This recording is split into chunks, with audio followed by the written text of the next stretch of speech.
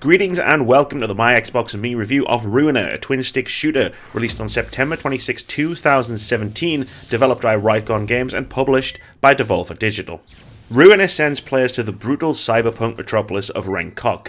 Players are cast in the role of a cybernetic psychopath on a mission to destroy the corrupt system and rescue his kidnapped brother, using a combination of augmented abilities, preternatural reflexes, and an arsenal of high-powered weapons to dismantle the corporate overlords of Heaven.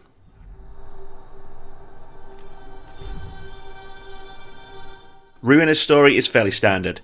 It's a grim, dark cyberpunk future where the little guys are metaphorically being crushed under the heels of the government and the corporations.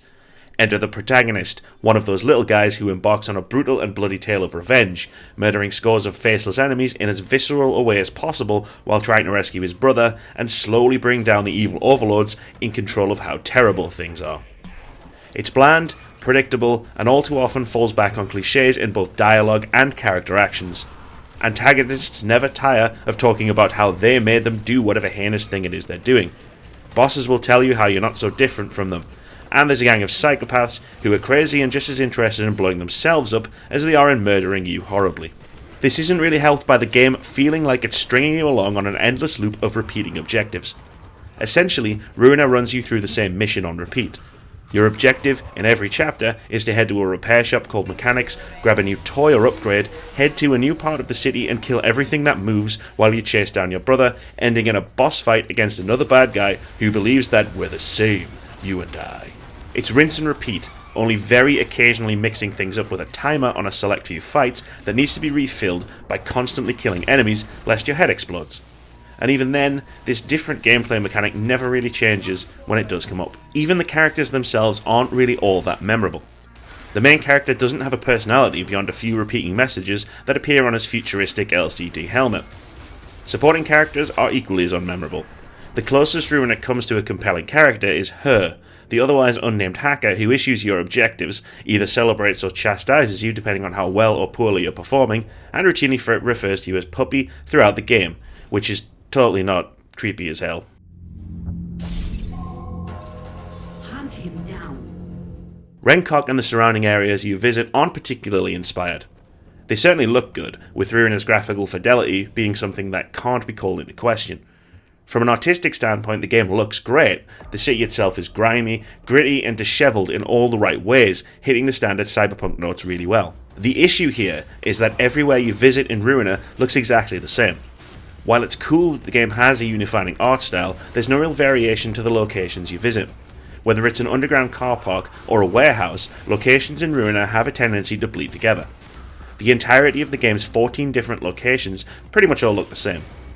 While they look very nice, soaked in neon and dirty the way a cyberpunk future should look, it gets a bit much after 7 hours or so. The same can be said of the highly chaotic battles you'll be engaged in. Most of Ruiner will be spent fighting off swarms of enemies, being constantly overwhelmed by swarms of similar looking character models and more particle effects than your brain can reasonably manage. The enemies you fight all pretty much look the same depending on which level you're in. Their only differentiation comes from what weapon they're using to kill you with. Much like the environments, the enemies themselves are quite cool, but once you've seen a few dozen of them, it all starts to bleed together. Repetition may be Ruiner's greatest weakness. Even some of the bosses that you fight look remarkably similar to standard enemies, just with more hit points and a better ability to kill you stone dead. The most interestingly designed boss, Mother, is someone you'll need to fight 3 times before the game is over. Ruiner also has a few issues with keeping a solid frame rate when the action really starts to get going. As you progress, more and more enemies come your way, the various explosions, character models, particle effects, and high-octane action causes the frame rate to dip and judder.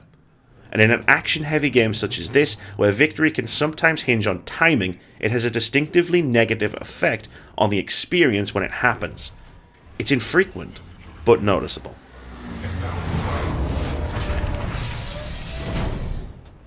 Ruiner's industrial electronic soundtrack is excellent. It fits the grimy, gritty world of Reikon and the hyper-violent action sequences that you're partaking in beautifully. It thumps and hums in the background of most scenes, setting the mood and tone for Ruiner exactly where it needs to be, whether that's underscoring a deeply depraved scene, charging with energy you need to face down a wave of enemies, or highlighting how crappy a place Reikon truly is. Elsewhere, the sound design is a little more hit and miss.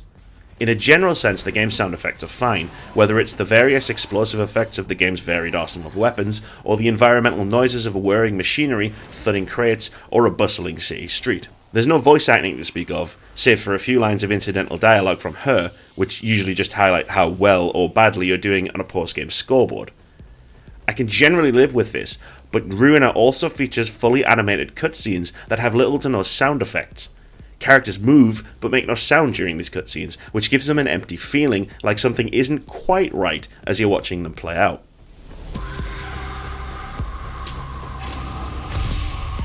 Ruiner's twin-stick shooting action trades on being pretty damn difficult. The easy option in the start menu must be a misnomer. It amps up its challenge by thrusting you into combat against waves of standard enemies who don't have much less health than you do, leaving you a stray bullet away from meeting an untimely end. Having such a fine line between life and death means that Ruiner's controls need to allow for precision, which they do. Mostly. The controls themselves are solid enough. The button layout is fine, and there's pretty much no input lag, giving you the responsiveness you'll need to make it through Ruiner's 14 stages. But, if you're playing with a controller, turning your character is incredibly slow and heavy. It's a strange quirk for a game as fast-paced as Ruiner. The action moves around you blisteringly quickly, and you need to keep pace to match it. But for some reason, the protagonist has the turning speed and turning circle of a 10-ton truck.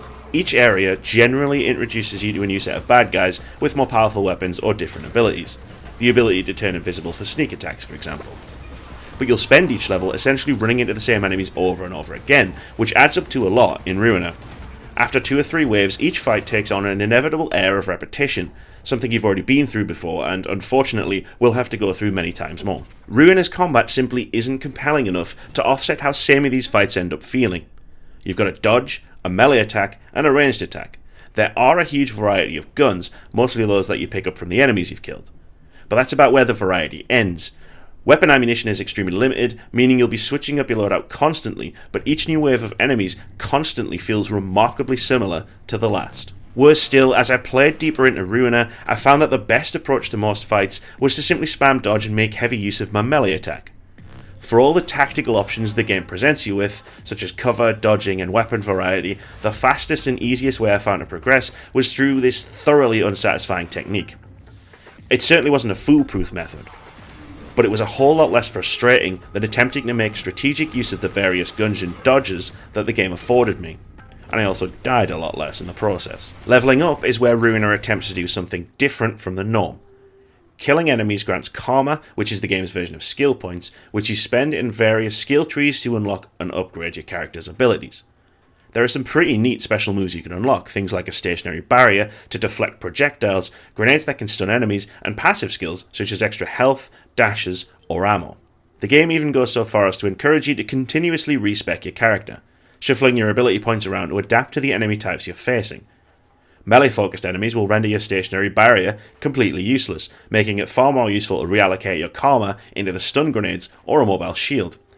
It's a fairly decent way of keeping you on your toes and does go partway to alleviating the repetitive feeling the rest of the game gives you. The only issue with this system is that it constantly forces you to pause the game.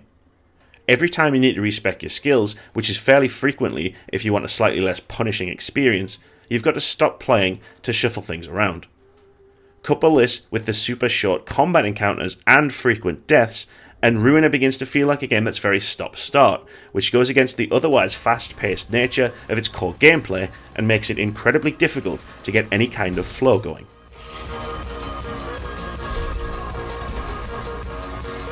Ruiner is unfortunately a very repetitive game. From its repetitive combat to the samey enemies, recycled boss fights, and numerous environments that all look the same.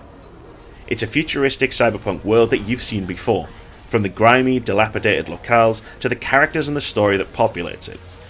Ruiner is filled with unmemorable people doing unmemorable things and crashes through every trope and cliché it could on its way to the end credits. It gives you a lot of options in terms of potential weapons and abilities, but forces you to constantly respec your character to have a hope of progressing. While the gameplay could have been satisfying with some more fine-tuning, movement feels clunky due to the otherwise speedy protagonist having an incredibly slow turning circle, and the best option for progress is simply to mash the dash button and swing your equipped melee weapon most of the time anyway. Soundtrack's pretty great though.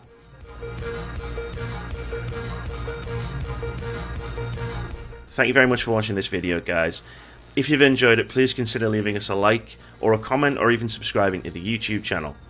And as always, keep your eyes on wordsaboutgames.net for everything that we do, including all of our reviews, our gameplay videos, our interviews, and our weekly podcast. Have a great day, guys.